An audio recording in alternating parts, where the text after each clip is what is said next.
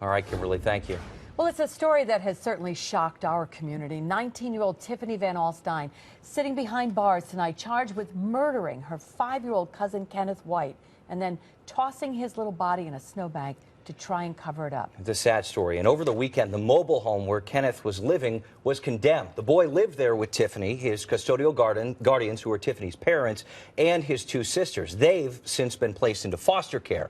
Tonight, those developments are raising a lot of questions about whether or not Kenneth and his sisters should ever have been placed in that home to begin with. Our investigative reporter, Jennifer Lewke, has been working the phones all day on this one to try and get some answers. And Jen, what do we know? I mean, this is something that, as they talked about this last week, there was so little information here.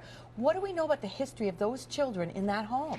Yeah, well, unfortunately, we still don't know a whole lot. What we do know is Tiffany VanAlstyne's parents got legal custody of Kenny, his twin, and their little sister in September.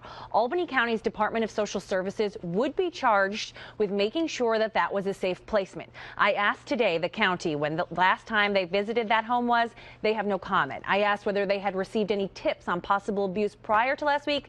Again, no comment. In fact, they're not commenting on any aspect of this case tonight, saying they're bound by confidentiality issues. And I'm not the only one getting stonewalled.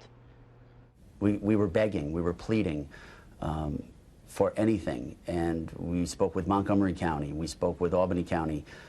They were telling us, just hotline the call, just hotline the call. We weren't getting anything.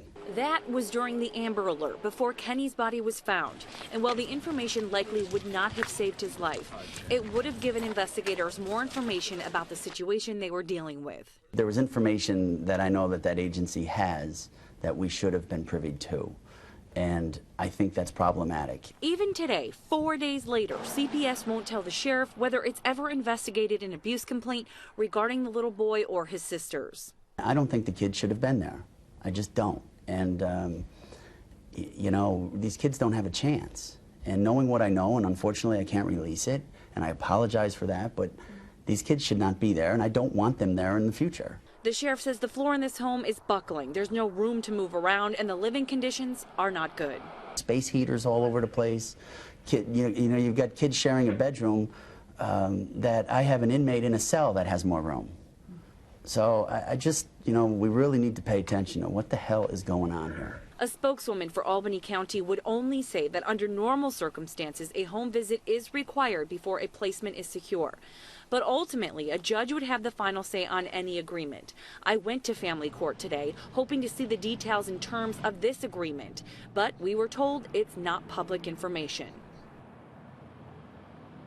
Now, as I mentioned, Kenny's sisters have both been removed from the home. They're currently in foster care. There is a family court hearing tomorrow afternoon to determine what happens to them from here, guys. I know there's a lot we don't know, but it seems like the county has to be accountable to somebody here. Yeah, you got to think that at some point we have to find out if CPS did this by the book or not.